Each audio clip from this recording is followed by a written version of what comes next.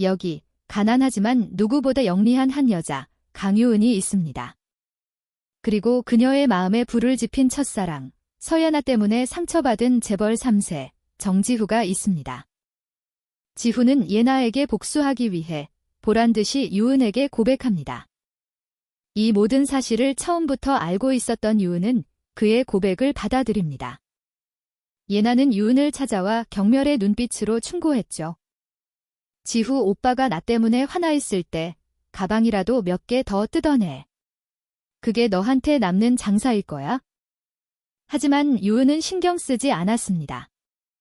그가 날 좋아하는지 아닌지는 중요하지 않았으니까요. 중요한 건 정지후는 잘생겼고 돈이 많다는 것. 어떻게 계산해도 저에게는 이익이었습니다. 그날 밤, 저는 학교 근처 편의점에서 야간 아르바이트를 하고 있었습니다. 가로등 불빛과 윙윙거리는 벌레 소리만이 가득한 고요한 밤. 그 정적을 찢는 날카로운 다툼 소리가 편의점 안까지 들려왔습니다. 졸음이 싹 달아난 저는 지루함을 달래려 귀를 기울였습니다. 그런데 우연히도 제 이름이 들려오더군요. 깜짝 놀라 고개를 드니 편의점 문 밖에 낯익은 두 사람이 서 있었습니다. 눈부신 외모의 남과 여, 학교의 유명 인사이자 고백 게시판의 단골 손님인 정지후와 서예나였습니다. 정지후는 무척 화가 난 듯 보였습니다. 그의 아름다운 눈에는 실망과 슬픔이 가득했죠. 그래서 내가 다른 사람이랑 만나는 걸 정말 보고 싶다는 거야? 서예나는 팔짱을 낀 채 무표정한 얼굴로 그를 바라봤습니다. 강유은 한국대학교 수석의 과탑 3위라며? 예쁘고 능력도 좋은데 오빠가 뭐가 아쉬워? 저는 턱을 만지작거리며 속으로 그녀의 말에 동의했습니다. 정지후의 눈가가 붉어졌고 목소리는 떨리고 있었습니다. 예나야, 너도 알잖아. 하지만 서예나는 듣기 싫다는 듯 눈을 감아버렸습니다. 저는 그가 하려던 말을 짐작할 수 있었습니다. 정지후는 서예나를 아주 많이 좋아한다. 두 사람이 어릴 적부터 함께한 중마고우라는 소문을 들었으니 당연한 일이겠죠? 절망적인 표정의 정지후가 말했습니다. 그래, 내 소원대로 해줄게. 예나는 뒤도 돌아보지 않고 떠나버렸고 홀로 남은 지후는 쓸쓸하게 편의점으로 들어왔습니다. 다행히 제가 마스크를 쓰고 있어서 그는 저를 알아보지 못했습니다. 정지후는 목적 없이 매장을 서성이다. 맥주 한 캔과 꼬치 몇 개를 골라 창가에 혼자 앉았습니다. 외로운 불빛 아래 그의 모습은 더없이 차갑고 쓸쓸해 보였습니다. 저는 물건을 정리하는 척하며 그를 훔쳐봤습니다. 살짝 떨리는 속눈썹, 빨개진 코끝. 금방이라도 부서져 내릴 듯 위태로워 보였죠. 저는 속으로 생각했습니다. 아직 아무것도 시작 안 했는데 왜 당신이 더 약해 보이는 거죠? 정지후는 머리부터 발끝까지 명품이었습니다. 그가 입은 옷은 그를 차가운 도시의 왕자님처럼 보이게 했고 모든 사람의 시선을 사로잡았죠. 그가 대단한 집안의 자제라는 소문은 입학 때부터 들었지만 그는 결코 과시하는 법이 없었습니다. 성적도 좋고 동아리 활동도 활발했죠. 저렇게 화가 났는데도 물건을 부수거나 욕설을 내뱉지 않고 조용히 감정을 사귀는 모습을 보니 출신도 좋은데 인성까지 바르다니. 게다가 잘생기기까지. 참 괜찮은 남자라는 생각이 들었습니다.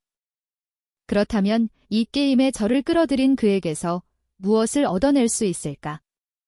저는 조용히 계산기를 두드렸습니다. 어떻게 봐도 제게는 남는 장사였습니다. 며칠 뒤 저는 학교 식당 마라탕 코너에서 아르바이트를 하다가 정지후와 다시 마주쳤습니다. 식사 시간이 거의 끝날 무렵 그가 조용히 다가와 음식 앞에 섰습니다. 새 것처럼 보이는 학생증을 든 채 어쩔 줄 몰라 하는 모습이 영락없는 도련님이었죠. 저는 바구니와 집게를 건네며 상냥하게 말했습니다. 먼저 음식을 고르시고 여기서 카드로 계산하시면 돼요. 한참을 망설이던 그는 겨우 재료를 골라 제게 건넸습니다. 맵지 않게 해주세요. 감사합니다.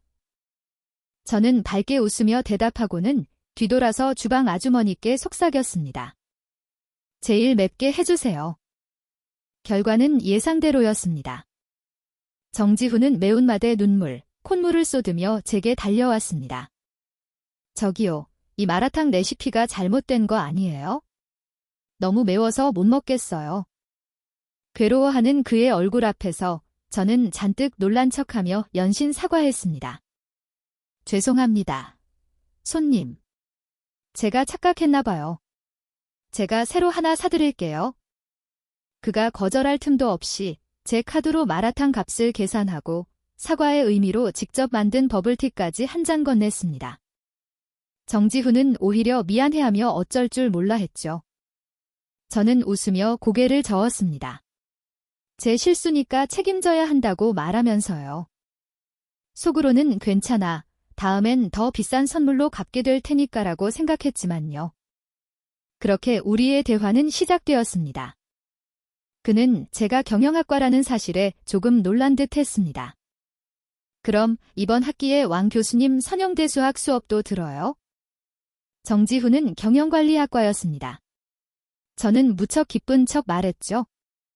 우와, 정말 인연이네요. 그럼 나중에 선영대 수학 문제 모르는 거 있으면 좀 가르쳐 줄 수 있어요? 그는 부드럽게 웃었습니다. 따뜻한 봄바람 같은 미소였죠. 물론이죠. 저도 이번에 거시경제학 듣는데 서로 카톡 친구해요. 밥 사준 거 보답도 할 겸. 그는 자신의 배경을 과시하지 않으면서도 적시에 겸손할 줄 아는, 정말 사람의 마음을 얻을 줄 아는 남자였습니다. 카톡 친구가 된 후 저는 그의 프로필을 훑어보았습니다. 모든 것이 공개되어 있었죠. 긍정적이고 건전한 내용들. 부의 과시도 허세 가득한 말도 없었습니다. 오직 가족, 음식, 책, 그리고 여행. 그가 보여주고자 하는 자신의 이미지는 명확하고 단순했습니다. 반면 제 프로필 사진은 풍경사진 한 장, 이름은 나. 상태 메시지도 없었죠. 저에 대해 알고 싶어도 어디서부터 시작해야 할지 막막했을 겁니다. 저를 알려면 그는 더 많은 노력을 기울여야만 했습니다. 솔직히 말해 정지후의 구애 방식은 제 취향에 딱 맞았습니다.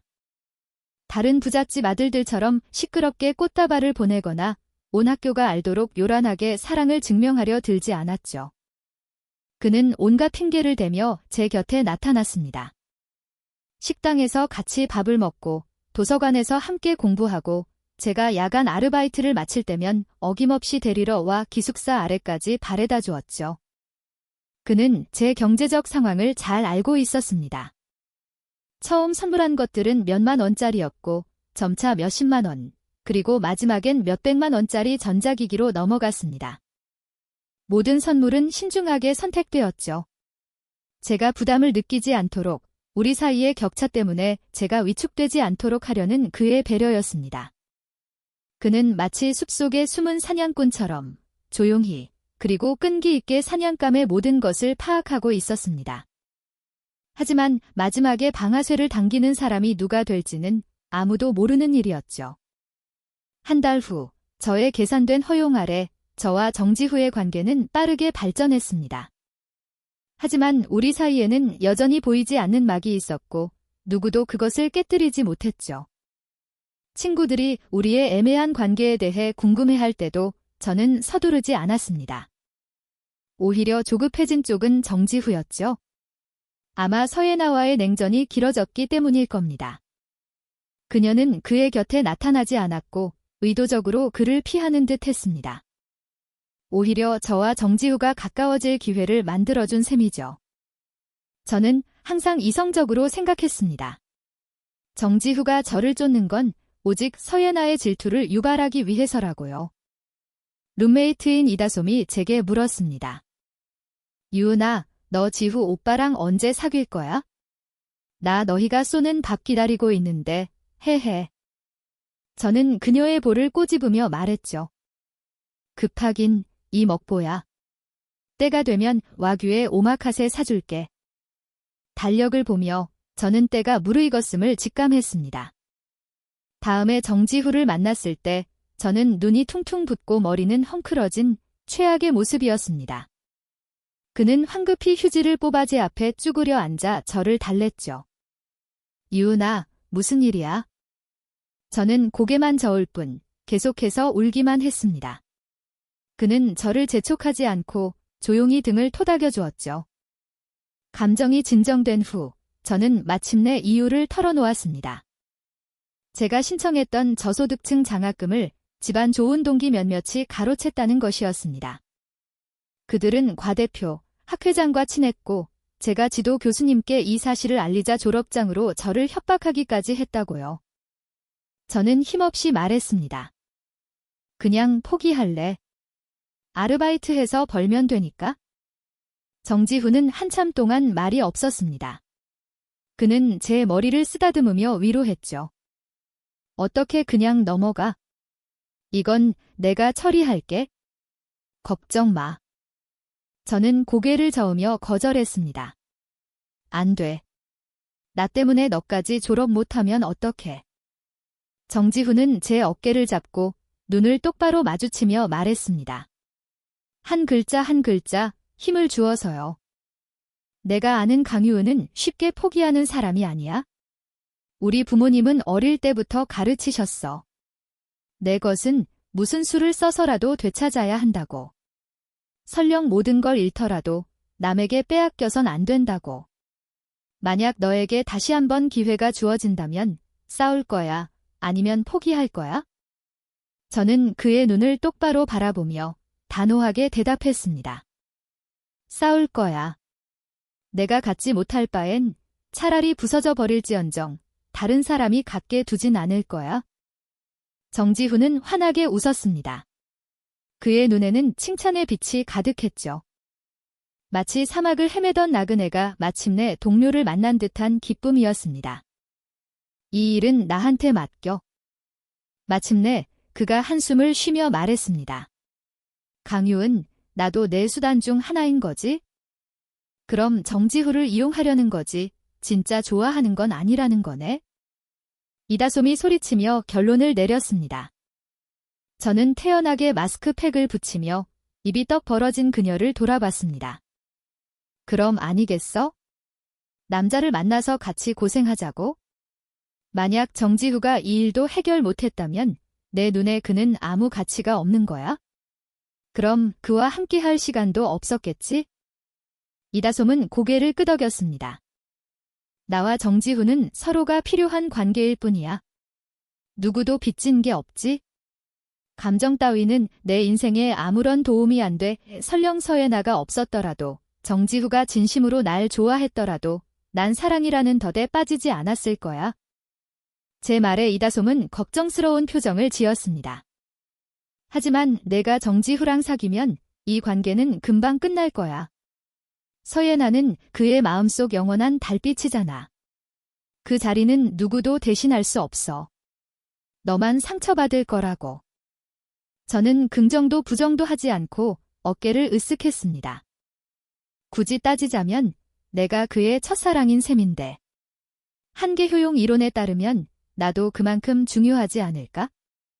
이틀도 채 지나지 않아 경영관리학과 학과장님이 저를 사무실로 불렀습니다.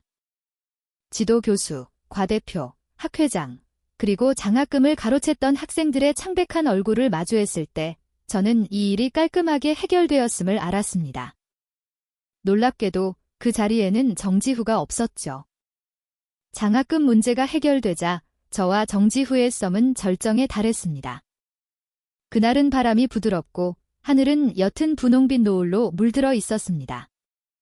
정지후는 기숙사 아래에서 카푸치노 장미 한 다발을 들고 조용히 저를 기다리고 있었습니다.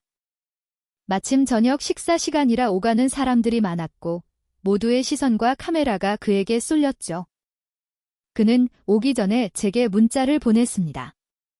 제가 내려오지 않자 그는 초조해하지 않고 꿋꿋하게 서서 기다렸습니다. 이다솜이 흥분해서 달려와 제게 소식을 전하며 빨리 내려가 보라고 재촉했죠. 하지만 저는 태연하게 식당에서 사온 저녁을 천천히 먹었습니다. 그녀는 걱정스러운 얼굴로 제 젓가락을 빼앗았습니다. 이 먹보 언니야. 그만 먹어. 지후 오빠랑 사귀면 근사한 데서 촛불 켜고 저녁 사줄 거 아냐. 저는 휴대폰을 그녀에게 던지며 SNS를 확인해보라고 했습니다. 이다솜이 본 것은 정지후가 막 올린 장문의 글이었습니다.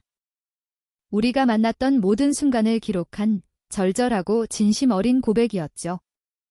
댓글창은 너무 달달하다, 감동적이다라는 칭찬으로 가득했습니다.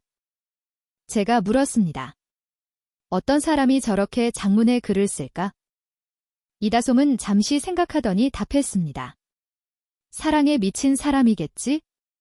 나도 전 남친 잡으려고 저런 글 써봤어. 저는 만족스럽게 고개를 끄덕였습니다. 그럼 뭐가 급해? 주도권은 여전히 나한테 있는데. 결국 이다솜은 맛있는 밥 5끼를 조건으로 제게 그 긴 글을 읽어주었습니다.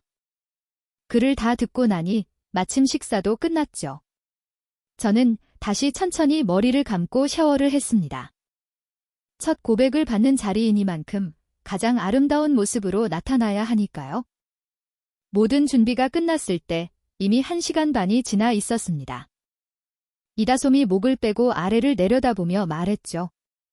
아직도 있어? 위챗을 확인하니 정지후는 저를 재촉하는 대신 30분마다 한 번씩 메시지를 보냈습니다. 유은아, 나 내 기숙사 아래야. 계속 기다릴게. 정말 끈기 있고 인내심 강한 사람이었습니다. 정지후 같은 사람은 뭘 해도 성공할 겁니다. 이것 또한 제가 그를 선택한 이유 중 하나였죠. 제가 정지후에게 한 걸음씩 다가갔을 때 그의 눈이 환하게 빛났습니다. 왼쪽 뺨에 작은 보조개가 패이며 마치 길 잃은 강아지가 마침내 주인을 찾은 듯 기뻐했죠. 저는 미안한 듯 말했습니다. 오래 기다렸지, 미안해. 하지만 제가 왜 기숙사 안에서 내려오지 않았는지는 평생 그에게 말하지 않을 겁니다. 정지후는 감히 묻지 못했죠. 성공을 눈앞에 둔 마지막 관문에서 그는 이런 사소한 것들은 모른 척하기로 선택한 겁니다. 고백의 순간, 정지후는 어색하게 입을 열었습니다. 강유은, 나 너 좋아해. 저는 카푸치노 꽃다발을 받아들고 고개를 들어 그를 보며 웃었습니다. 앞으로 잘 부탁해요, 남자친구. 그의 얼굴이 순식간에 붉어졌습니다. 마치 노을이 내려와 그의 뺨을 물들인 것 같았죠. 저와 정지후는 공식적으로 연인이 되었습니다. 저는 그의 얼굴을 바싹 당겨 함께 사진을 찍고 SNS에 공개적으로 올렸습니다. 사진 속에서 하얀 피부의 정지후는 살짝 붉어진 채 멍한 표정으로 카메라를 보고 있었죠. 얼마 지나지 않아 게시물에는 수많은 좋아요와 축하 댓글이 달렸습니다. 그날 저녁 내내 정지후의 휴대폰은 쉴 새 없이 울렸습니다. 그는 넋을 잃고 화면을 쳐다보곤 했죠. 저는 커피를 저으며 그의 얼굴에 스치는 실망감을 놓치지 않았습니다. 그는 서예나의 연락을 기다리고 있었습니다. 그래서 저는 부계정으로 서예나의 SNS를 확인했습니다. 그녀는 클럽에서 새로 만난 잘생긴 남자와 딱 붙어 춤을 추고 있더군요. 저 역시 궁금했습니다. 서예나는 과연 어떤 반응을 보일까? 일주일 전 저는 햄버거 가게에서 그녀와 두 번째로 마주쳤습니다. 저녁 6에서 7시쯤 가게는 손님으로 붐볐고 저는 계산대에서 주문을 받고 음식을 내주고 있었죠. 서연아는 옅은 화장을 하고 하얀 원피스를 입은 채 조용히 저를 지켜보다가 제가 한가해지자 다가와 주문을 부탁했습니다. 그리고는 빈 테이블을 지나 가장 지저분한 테이블로 가서 저를 불렀죠. 같이 아르바이트를 하던 이다솜이 그녀의 태도를 참지 못하고 대신 치우러 가려 했지만 저는 그녀를 막았습니다. 내가 가봤자 소용없어. 주방에 가서 감자나 튀겨. 다행히 서예나는 더 이상 저를 괴롭히지 않았습니다. 저는 그녀가 그저 호기심에 찾아왔다는 것을 알았습니다. 악의는 없었죠. 아마 그녀는 정지후가 저처럼 낮은 계층의 사람에게는 눈길조차 주지 않을 거라고 확신했을 겁니다. 안타깝게도 그녀는 정지후의 고집을 얕봤고 저의 야망과 욕망을 이해하지 못했습니다. 제가 정지후의 손을 잡고 그의 친구들 앞에 나타났을 때 저는 서예나의 눈에 서린 놀라움과 분노를 놓치지 않았습니다. 일주일 후 다시 기회가 찾아왔습니다. 바로 정지후의 생일이었죠. 그의 별장으로 가는 길, 정지후는 내내 다른 생각에 잠겨 있었습니다. 저는 눈치껏 말을 걸지 않았습니다. 별장 입구에 다다라서야 그는 정신을 차리고 제 손을 꽉 잡았죠. 제가 일부러 장난을 쳤습니다. 내가 너무 안 예뻐서 데리고 들어가기 창피한가 봐. 그냥 택시 불러서 돌아갈까? 정지후는 정신을 차리고 제 어깨를 감싸며 웃었습니다. 유은아, 이상한 생각하지 마. 오늘 정말 예뻐. 그는 제게 최고의 스타일리스트를 붙여 머리부터 발끝까지 완벽하게 꾸며주었습니다. 이제 곧 내 친구들 만날 텐데 그냥 내 옆에 얌전히 있기만 해. 저는 순순히 고개를 끄덕였습니다. 거실에 들어서자 시끄럽던 공간이 순간 조용해졌습니다. 모든 시선이 제게 쏟아졌죠. 탐색하고 호기심 가득하고 즐거워하는 눈빛들. 그 중에서도 유독 날카롭게 저를 꿰뚫어보는 시선이 있었습니다.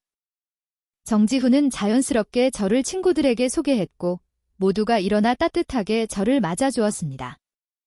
정지후의 집안 배경이 그들보다 월등했기 때문이죠. 단 한 사람, 서예나를 제외하고요. 그녀와 눈이 마주친 순간 저는 그녀의 분노를 이해할 수 있었습니다. 그녀에게 정지후는 먼지가 묻었을지언정 누구도 함부로 건드려서는 안 되는 자신만의 장난감이었던 겁니다. 이것은 일종의 배신이었습니다. 서예나는 흥소리를 내며 인사도 없이 2층으로 올라가 버렸습니다. 정지후의 얼굴에서는 아무런 표정도 읽을 수 없었지만 그의 속마음을 짐작하기는 어렵지 않았습니다. 사람은 자신이 가질 수 없는 것을 사랑하고 미워하는 법이죠. 서예나가 바로 그런 사람이었습니다. 생일 파티가 한창일 때 화장실에서 나오던 저는 벽에 기댄 채 담배를 피우고 있는 서예나와 마주쳤습니다. 붉은 매니큐어를 칠한 손가락 사이에서 담뱃불이 반짝였습니다. 자욱한 연기 속에 가려진 그녀의 옆모습은 미인방명이라는 단어를 떠올리게 할 만큼 아름다웠죠. 제가 지나가려 하자 그녀가 저를 불렀습니다. 강유은. 제가 멈춰서자 그녀는 저를 위아래로 훑어보더니 비웃었습니다. 알아. 정지후가 너한테 고백한 거 그냥 내기였어. 걘 널 한 번도 좋아한 적 없어. 너랑 사귀는 건 그냥 나 화나게 해서 관심 끌려는 수작일 뿐이야. 내가 지후 오빠를 좋아하진 않지만 충고하는데 너무 빠지진 마.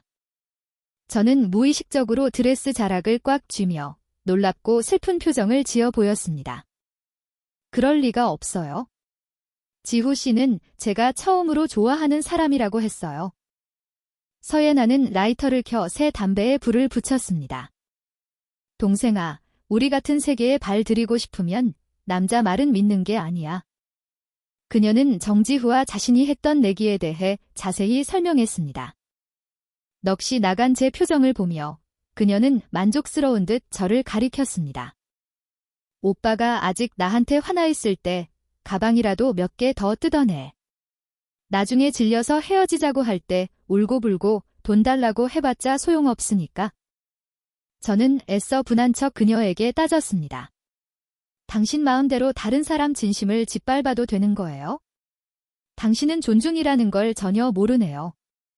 사랑받을 자격도 없고요. 서예나는 저의 고집과 어리석은 말을 안타까워하며 고개를 저었습니다. 그럼 나 대신 실컷 마음 아파해줘. 말을 마친 그녀는 제가 입고 있던 드레스 가슴팍에 담배를 비벼 껐습니다. 순식간에 흉한 자국이 생겼죠. 마음이 찢어지는 것 같았습니다. 말로만 할 것이지 왜 손을 대는 걸까요? 이 드레스, 중고로 팔면 한 학기 등록금은 벌 수 있었는데 이제는 배송비 포함 1990원짜리가 되어버렸네요. 저는 어둠 속에 숨어있는 정지우를 힐끗 보았습니다. 이 연극에서 제 역할은 끝났다는 것을 알았죠. 저는 넋이 나간 채 자리를 떴고 두 사람만 남겨두었습니다. 제가 아는 정지훈은 자존심이 유리처럼 약해서 누구도 짓밟게 두지 않는 사람이었습니다. 오늘 밤 이후로 그들은 높은 확률로 관계를 끊게 될 겁니다. 하지만 아직 결정적인 한 방이 부족했죠. 소파에 앉아 저는 옆에 있는 반짝이는 금색 기둥을 만지작거렸습니다. 마치 999순금을 얇게 펴서 붙여놓은 듯한 재질이 탐스러웠습니다. 매일 조금씩 긁어 모으면 꽤 돈이 될 것 같았죠. 하지만 손톱으로 몇 번 긁어봐도 깨끗하기만 했습니다. 자세히 보니 투명한 보호 필름이 붙어 있더군요. 저 같은 가난뱅이들을 막기 위한 장치인가 봅니다. 시끄러운 생일 파티에서 아무도 제게 말을 걸지 않았습니다. 정지후가 아직 제 신분을 완전히 인정하지 않았기 때문이죠. 모두가 그가 서예나 때문에 연극을 하고 있다는 것을 알고 있었습니다. 다음에 뭘 해야 할지 고민하고 있을 때 몇몇 사람들이 저를 둘러쌌습니다. 서예나가 데려온 친구들이었죠. 그중 앞장선 사람은 정태진, 정지후의 사촌 형이었습니다. 그는 서예나 곁을 맴도는 가장 충실한 하인이었죠. 원래 정씨가 아니었지만 정씨 집안에 빌붙기 위해 성까지 바꿨다고 들었습니다. 그는 웃으며 제게 말했습니다. 강유은 씨, 저쪽에서 진실 게임을 하는데 사람이 부족해서요. 제 체면 좀 세워줄 수 있나요? 저는 마지못해 동의했고 우연히도 벌칙에 걸린 사람은 저였습니다. 사람들은 웃으며 저를 들어 올려 수영장으로 던져버렸습니다. 물에 빠지는 순간 정태진의 득의 한 표정을 보고 그가 서예나를 대신해 복수하고 있다는 것을 알았습니다. 저는 허우적거리며 무트로 헤엄쳐 나가려 했지만 그의 지시에 따라 계속해서 물속으로 처박혔습니다. 몇 번이고 반복되자 목구멍으로 물이 찼고 살려달라는 소리조차 지를 수 없었습니다. 주변 사람들은 아무도 말리지 않고 그저 지켜보기만 했습니다. 제가 수영장 바닥으로 가라앉을 때쯤 첨벙하는 소리와 함께 누군가 물속으로 뛰어들었습니다. 저는 수면 위로 끌어올려졌고 신선한 공기가 폐로 밀려 들어왔습니다. 눈을 뜨자 정지후가 저를 부축하고 있었습니다. 그의 차가운 시선이 가해자들을 향하자 모두 숨도 제대로 쉬지 못했습니다. 정태진이 비굴하게 변명하려 했지만 정지후는 긴 다리를 들어 가차없이 그를 찼습니다. 내 명령 없이는 아무도 끌어올리지 마. 그는 저를 안고 방으로 돌아갔습니다. 서예나가 날카롭게 소리쳤지만 그는 돌아보며 차갑게 한마디를 내뱉었을 뿐입니다. 꺼져. 며칠 후 저는 정지후의 모든 연락을 차단했습니다. 그는 더 이상 저를 귀찮게 하지 않았고 제 삶은 다시 평온을 되찾았죠. 이다솜이 물었습니다.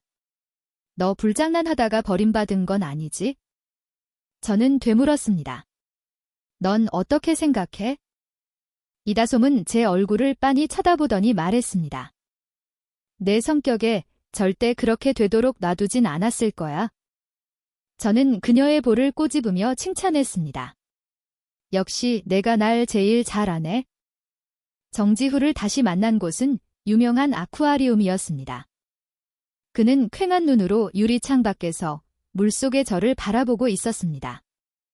푸른 물결 사이로 제 머리카락이 흩날렸고 화려한 이너 복장을 한 저는 물고기 떼와 함께 유영하며 관람객들의 모델이 되어주고 있었죠. 제가 다가가 유리창에 손을 대자 그의 손도 떨리며 제 손 위로 겹쳐졌습니다. 마치 유리를 통해 저를 만지는 듯이요.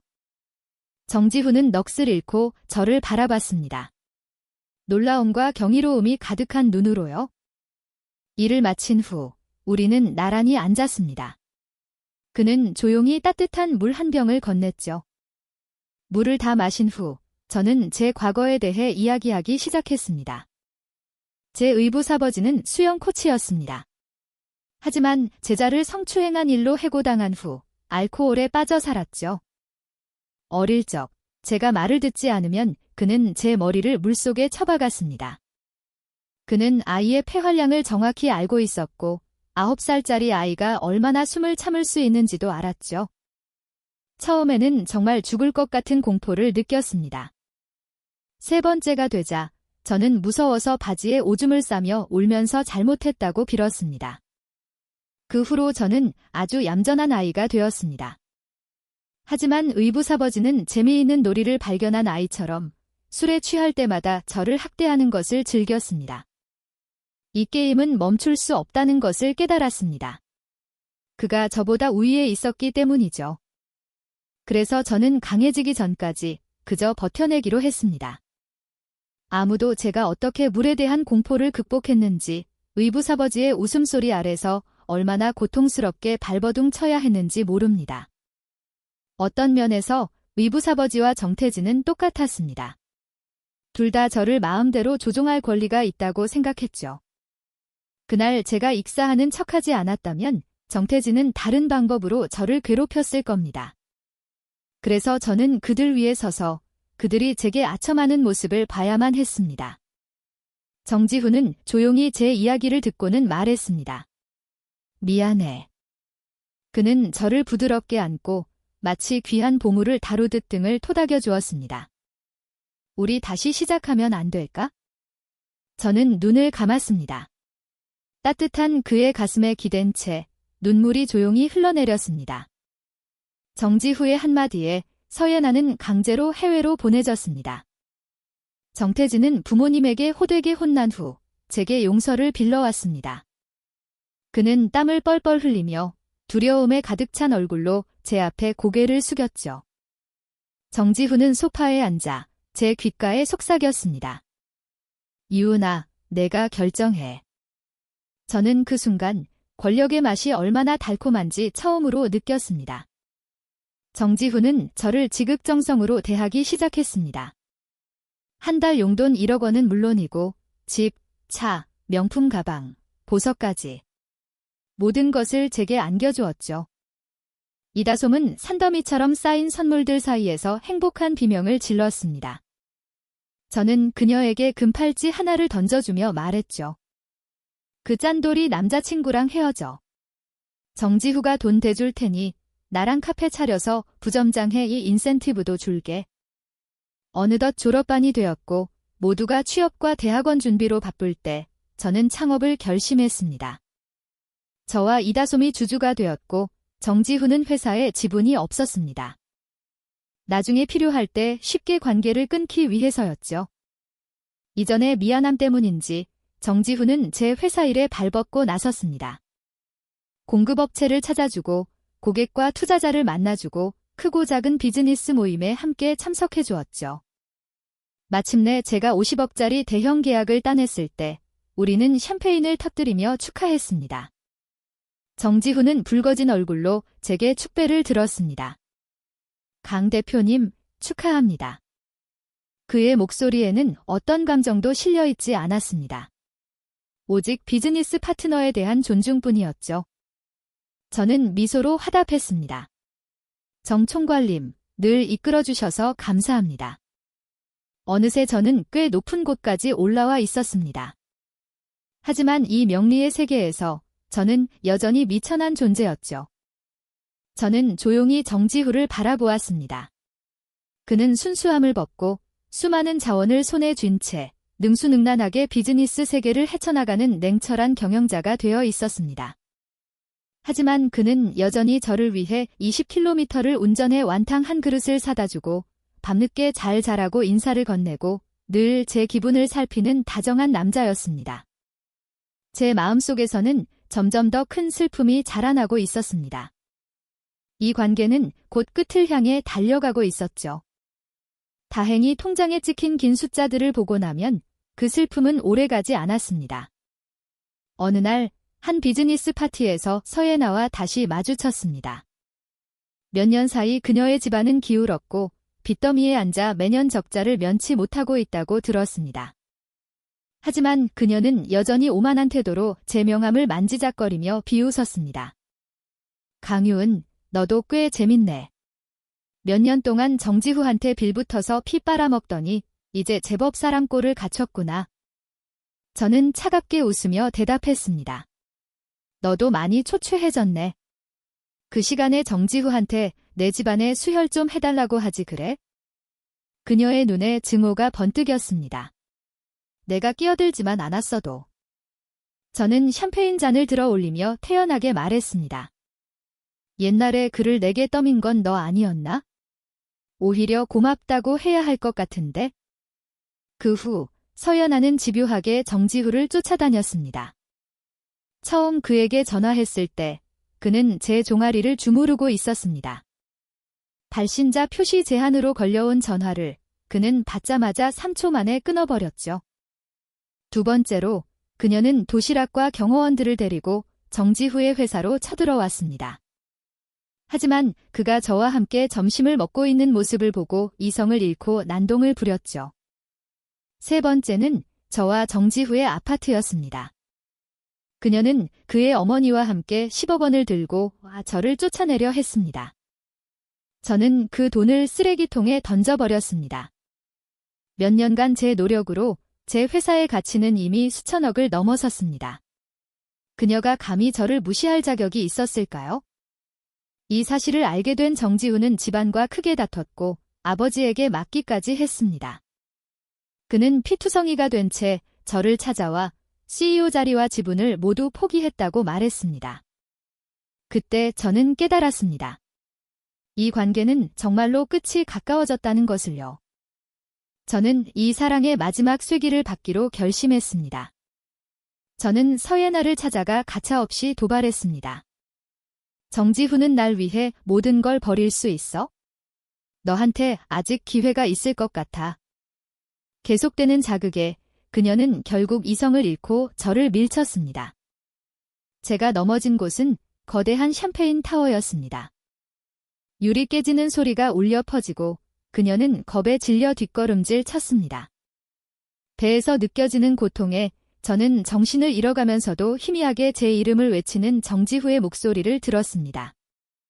병원에서 깨어났을 때 정지후는 겁에 질린 동시에 안도하는 표정으로 저를 보고 있었습니다. 저는 무의식적으로 제 평평한 배에 손을 올렸습니다. 아이는요? 한 달 전 저는 임신 사실을 알았지만 그에게 숨겼습니다. 그는 제 손을 잡으며 떨리는 목소리로 말했습니다. 우리 나중에 또 가질 수 있어? 저는 힘없이 그의 손을 뿌리쳤습니다. 정지후, 우리 헤어져. 너도 알잖아. 정씨 집안을 떠나면 넌 아무것도 아니야. 그는 가족에게 맞서기 위해 창업을 선택했지만 정씨 집안에 보이지 않는 방해 아래 계속해서 실패했습니다. 제 말에 그는 완전히 무너져 내렸습니다. 서예나는 그는 한참 침묵하다 말했습니다. 정신병원에 들어갔어. 호텔 CCTV는 고장나서 확인할 수 없었고 이 결과에 저는 놀라지 않았습니다. 지금의 힘으로는 제가 서예나 집안을 이길 수 없었습니다. 오직 정지후, 그가 진정한 권력을 손에 쥐어야만 가능한 일이었습니다. 이제 그는 자신이 무엇을 해야 하는지 명확히 알게 되었을 겁니다. 마침내 정지후는 저를 붙잡지 않았습니다. 우리는 깔끔하게 헤어졌죠. 떠나기 전 저는 그에게 두 마디를 남겼습니다. 현산사에 가서 아이를 위해 등불을 켜고 기도할 거야? 언젠가 생각나면 너도 한번 가봐. 저는 확신했습니다. 정지후는 매년 현산사에 갈 겁니다. 그리고 나중에 내가 힘든 일이 생기면 전화해도 될까? 정지후는 평생 그 전화를 기다릴 겁니다. 하지만 저는 결코 걸지 않을 겁니다.